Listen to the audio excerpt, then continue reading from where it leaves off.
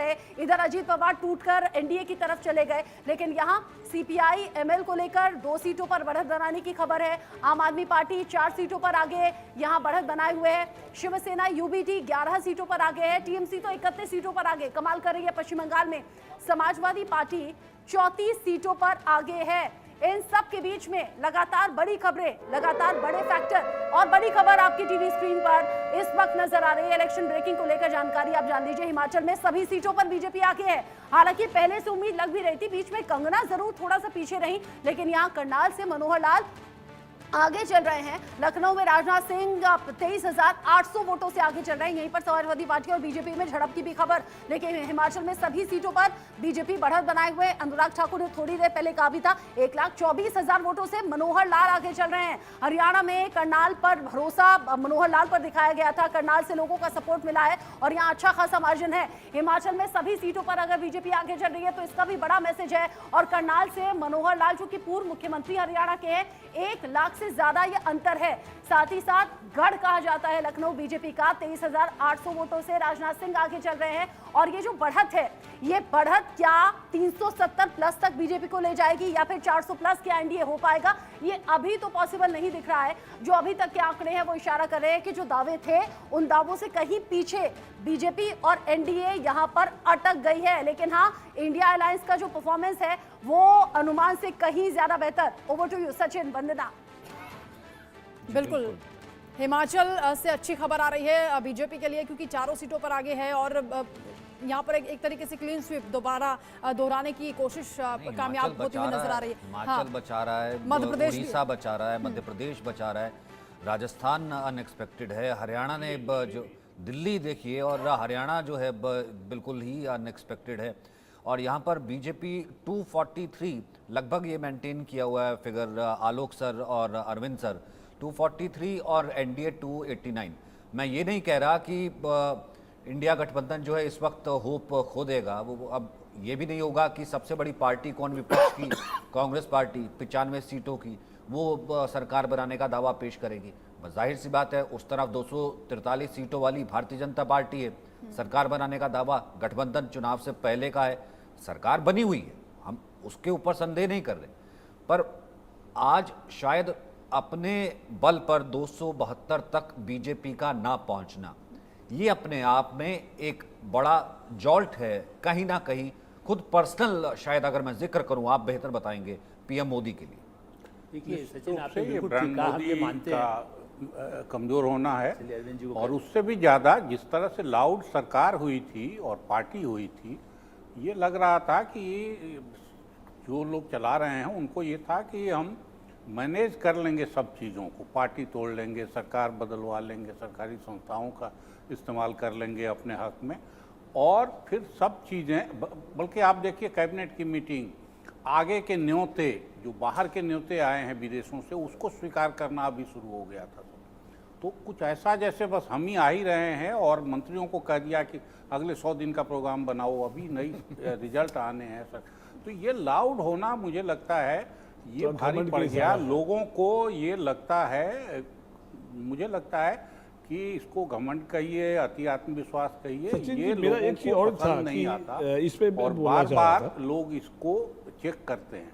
नहीं, लेकिन आलोक सर जो जानते हैं मोदी जी को, ऐसी उनकी पर्सनैलिटी है नहीं। मतलब जिसे कहा जाए कि वो घमंड आ गया, बस मैं ही मैं हूँ और ये ले लूँगा, मतलब वो चीज़ों को संभल के ग्राउंड देख करके चलते हैं, वरना वो 400 कहते नहीं। देखिए सचिन, अभी भी आज के पहले भी आप जब नहीं आए थे, अब ये कह रहा था कि 400 कहेंगे ना, आप यदि टारगेट 1000 का रखेंगे तभी आप 600 भी कमा सकेंगे ना। आप टारगेट 300 का रखेंगे तो 200 ही कमाएंगे। तो वही हो गया जो बंदूक तोप का लाइसेंस मांगे तो बंदूक का लाइसेंस। हम लोग दूसरी बातें करें, गंभीर बातों पे पहले बात करें। मैं पॉलिटिकल बात नहीं कर रहा हूँ। उपहास क्यों करने लगते हैं? मेरा कहना है कि आप जो है हर एक के अलग अलग पॉइंट ऑफ व्यू होंगे। आपकी बात जैसे अरविंद जी ने कहा, मेरा यही कहना है कि चरण सिंह जिनको भारत रत्न दिया गया, कितनी बार पाले बदले, 1 महीने के लिए कांग्रेस ने उनको प्रधानमंत्री बनाया था। ऐसी स्थिति में चंद्रशेखर जी को 4 महीने में गिरा दिया। वो कोई नाकाबिल आदमी थे। देखिए, मेरा इसीलिए कहना है कि आप अपने इतिहास से सबक लेना चाहिए। ये सोचना कि आज ये दिख रहा है, चंद्रशेखर, मैं मानता हूँ कुछ मामले में मोदी से भी आगे के बड़े नेता थे, चरण सिंह इनसे भी बड़े नेता थे, वो भी कांग्रेस से निकल करके आए थे। लेकिन ऐसा है कि परिस्थितियों के हिसाब से और जैसा कार्यक्रम बढ़ रहे, प्रधानमंत्री हो या आप किसी कंपनी में हो या अधिकारी हो आईएएस, विदेश सचिव भी जिस दिन तक रहता है तब तक उसे आगे का काम करके देना पड़ता है।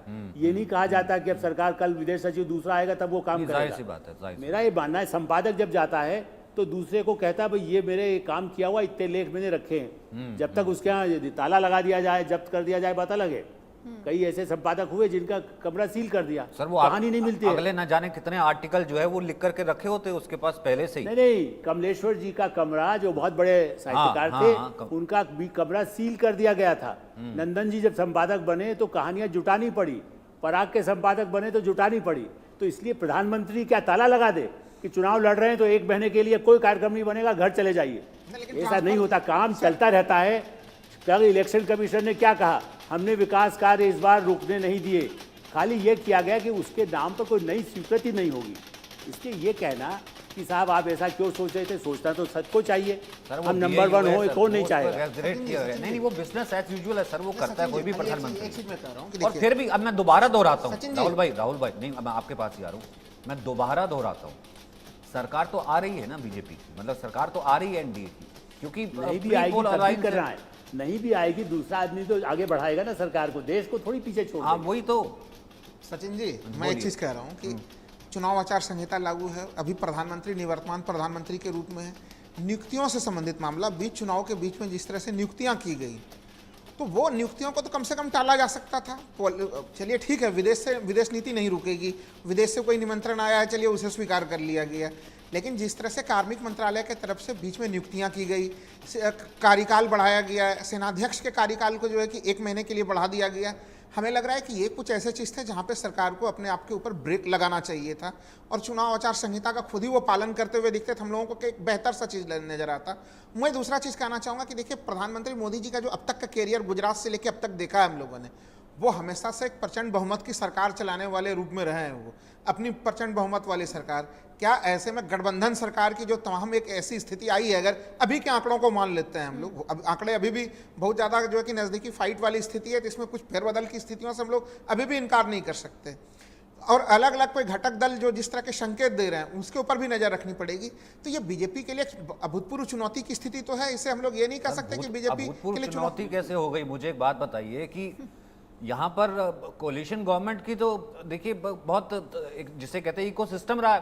2004 देखे क्या हुआ, मोदी जी 2004 क्या है, 2009 क्या है, यूपीए क्या है, कांग्रेस 2 क्या है। देखिए, अटल बिहारी वाजपेयी ने काफी अच्छे से चलाया, मनमोहन सिंह जी ने चलाया, लेकिन प्रधानमंत्री मोदी जी का गुजरात से लेकर अब तक का कार्यकाल देखिए, वो इस प्रकार के सरकार चलाने के लिए अभ्यस्त नहीं रहे। पासवान किसके मंत्री थे?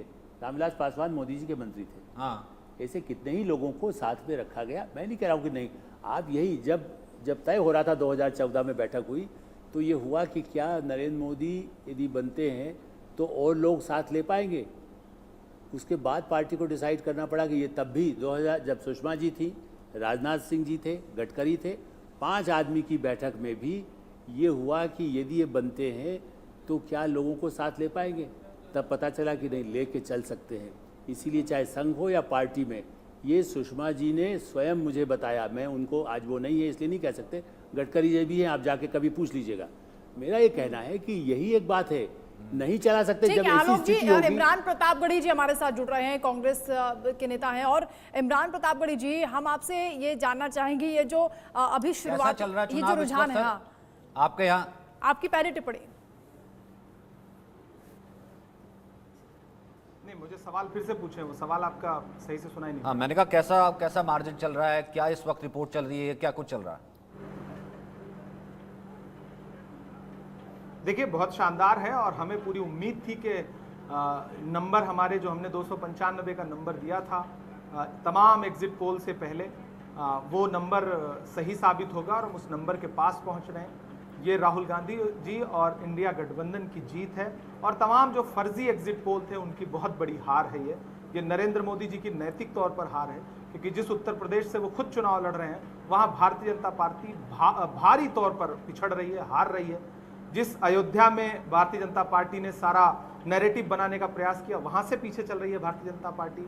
अमेठी से पंडित किशोरीलाल शर्मा जी जीत रहे हैं, रायबरेली हम जीत रहे हैं, प्रतापगढ़ हम जीत रहे हैं, कौशाम्बी हम जीत रहे हैं। तो ये वो सीटें हैं जो बनारस के इर्द गिर्द हैं। आप देखिए वहां भारतीय जनता पार्टी बुरी तरह हार रही है। लेकिन सरकार तो फिर भी नहीं आ रही है, सरकार तो फिर भी अभी एनडीए जो है वो फुल मार्जिन के साथ है। सरकार तो बहुमत में तो भाजपा भी बहुमत से कोसों दूर है। अलायंस तो है ना, एनडीए तो 289 पर पहुंचता हुआ दिखाई दे रहा है और काफी देर से इंटैक्ट है। शाम तक का इंतजार करिए, शाम तक का इंतजार करिए, या तो आंकड़े बदलेंगे या तो एनडीए बदलेगा। नहीं, लेकिन इमरान भाई नहीं, चुनाव बहुत अच्छा चल रहा है, इसमें कोई शक नहीं है। और 95 सीटें कांग्रेस जो है और इंडिया 236 इस वक्त है। और स्विंग्स जो सीट्स हैं, क्योंकि अभी तो 8 या 9 राउंड की हुई है, 15 तक जाती है और उसमें लास्ट तक जो है कुछ भी बदल सकता है। मैं आपसे ये जानना चाह रहा हूँ कि पहले दौर के बाद ऐसा कहा गया, हाँ पहले दौर के बाद ऐसा अगर मगर पे जाएं तो हम अपनी बेहतरी की बात करेंगे ना। नहीं, पहले दौर के बाद अगर थोड़ा सा चेता, मैं ये कह रहा हूं कि अगर थोड़ा सा और कॉशियस होकर लड़ा होता, ये चुनाव आपके लिए बहुत आसान हो गया होता। नहीं, देखिए अब इस बात पे मातम नहीं करना है हमें कि हम पहले दौर में और बेहतर लड़े होते। हमने कुल मिलाकर के बहुत शानदार चुनाव लड़ा, एक ऐसे समय में जब प्रधानमंत्री, देश की मीडिया, देश की एजेंसियां इस चुनाव को एक अलग दिशा में ले जा रही थी। प्रधानमंत्री अपनी मर्यादा से बहुत नीचे उतर करके चुनावी प्रचार कर रहे थे। ऐसे में भी हमने मुद्दों पर बात की, हमने मैनिफेस्टो पर बात की, और उत्तर प्रदेश जो भारतीय जनता पार्टी का सबसे मजबूत गढ़ था, वहां पर भारतीय जनता पार्टी को हरा रहे हैं। तो कुल मिलाकर के ये हमारी बहुत बड़ी जीत है। ये राहुल गांधी के उस मेहनत की जीत है जो उन्होंने भारत जोड़ो यात्रा में की है, उनके पैर के छालों की जीत है। ये भारत जोड़ो न्याय यात्रा और फिर इंडिया ब्लॉक बनाने के लिए कांग्रेस पार्टी ने जो कुर्बानी दी है, जो त्याग किया है, ये उसकी जीत है। तो कुल मिलाकर के कसर रह जाती है, नहीं रह जाती है, वो बात का एक विषय है। और हाँ, और बेहतर लड़ सकते थे। अगर मैं तो ये कह रहा हूं कि अगर इस देश की मीडिया ने निष्पक्षता के साथ इस चुनाव में अपना रोल अदा किया होता तो भाजपा जो है वो 200 के बहुत नीचे आ जाती। उत्तर प्रदेश में हालांकि अच्छा परफॉर्म कर रहे हैं यूपी के लड़के राहुल गांधी और अखिलेश को लेकर, जो 2017 में कहा जाता था, हरियाणा में अच्छा उसका एकदम ट्रेंड बदला है। कर रहे हैं, हम बंगाल में कर रहे हैं, महाराष्ट्र में कर रहे हैं। अभी तक सामने आ रहे हैं, उसके लिए आपको बहुत बधाई, क्योंकि बीजेपी एनडीए कह रही थी एक तरफा ये मुकाबला होगा, लेकिन यहाँ कांटे का मुकाबला दिख रहा है। लेकिन सोशल मीडिया पर बहुत वायरल है नीतीश कुमार और चंद्रबाबू नायडू, ये दो नाम लोग कह रहे हैं इन पर नजरें बनाए रखें। क्या फिर से पलटी तो नहीं मारेंगे नीतीश कुमार? लोग ऐसा क्यों कह रहे हैं, आप बताइए। भाजपा अपने घटक दलों को नहीं रोक पाएगी क्या? लोग ऐसा क्यों कह रहे हैं? नीतीश जी क्यों दिल्ली आकर के गए? लोग ऐसा क्यों कह रहे हैं? कह रहे हैं कांग्रेस के एक मुख्यमंत्री चंद्रबाबू नायडू के बेहद नजदीकी हैं, वो उनसे कांटेक्ट में हैं, कुछ हो सकता है, खेला हो सकता है।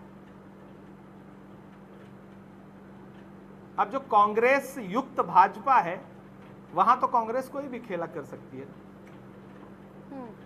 अच्छा, जैसे जैसे वक्त आगे बढ़ रहा है वैसे वैसे जो रुझान है वो नतीजों में तब्दील हो रहे हैं। इमरान प्रतापगढ़ी जी कांग्रेस के लिए, इंडिया अलायंस के लिए जो आंकड़े सामने आ रहे हैं, आपको एक बार फिर से बधाई। आंकड़ों में तेजी से परिवर्तन भी हो रहे हैं। आगे बेस्ट ऑफ लक हम कहेंगे, और जब नतीजे सामने आ जाएंगे हम कहेंगे दोबारा आप जुड़िएगा हमारे साथ में, क्योंकि ये जो आंकड़े हैं ये बता रहे हैं कि कांटे का मुकाबला हुआ है एनडीए और इंडिया अलायंस के बीच में। साथ ही साथ एक और बड़ी खबर मिल रही है, बड़ी खबर इलेक्शन ब्रेकिंग, जो लगातार पलटफेर को बता रही है, उलटफेर को बता रही है। अरुणाचल प्रदेश से किरेन रिजिजू जीत गए हैं, ये बड़ा अपडेट है। गुना से बीजेपी के ज्योतिरादित्य सिंधिया जीते हैं और ये बड़े मार्जिन से जीते हैं। ये वो नेता हैं। जालंधर से कांग्रेस के चरणजीत सिंह चन्नी जीत गए हैं, पंजाब में पूर्व मुख्यमंत्री भी रहे। लेकिन यहाँ अरुणाचल प्रदेश, यहाँ पर सीधे सीधे किरेन रिजिजू जीत गए, ज्योतिरादित्य सिंधिया जीत गए हैं और बड़े मार्जिन से जीते हुए वो नेता है। साथ ही साथ पंजाब में चरणजीत सिंह चन्नी भी जीत गए हैं। मंडी से बड़ा अपडेट, अभिनेत्री कंगना रनौत अपने अलग अलग बयानों को लेकर चर्चा में रही लेकिन जीत गई हैं। इस वक्त का बड़ा अपडेट, अनुराग ठाकुर ने थोड़ी देर पहले कहा था हिमाचल की सारी सीटें हम जीत रहे हैं, अनुराग ठाकुर जीत चुके हैं और अब कंगना रनौत भी जीत गई हैं। कंगना रनौत जो कि लगातार चुनाव प्रचार में रही, उनके मम्मी पापा बहन उनके साथ में रहे, बीजेपी के बड़े नेताओं ने उनके लिए चुनाव प्रचार किया, खुद पीएम मोदी मंडी पहुंचे थे।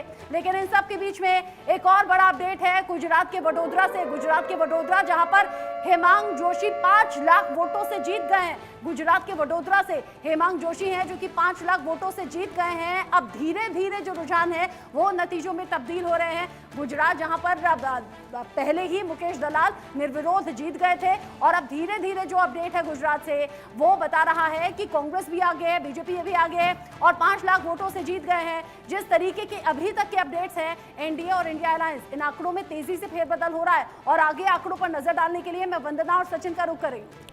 बिल्कुल, देखिए हिमाचल से पहले ही हम लगातार बता रहे हैं, रचना आपने भी अपडेट दिया कि चारों सीटों पर बीजेपी आगे चल रही है और मंडी से आपने बताया कि क्योंकि जीत गई हैं कंगना रनौत के प्रचार के दौरान अरविंद जी जितनी भीड़ आ रही थी उसको लेकर एक कमेंट किए जा रहे थे कि वो अभिनेत्री हैं इसलिए भीड़ आ रही है, वोटों में तब्दील हो पाएगी नहीं हो पाएगी, ये भी एक सस्पेंस था, लेकिन अब तस्वीर साफ हो गई। एक तो कंगना एक पर्सनालिटी है, लेकिन उससे ज़्यादा बड़ी बात ये हुई कि बीजेपी सारे मतभेद के बावजूद एकजुट होकर लड़ी।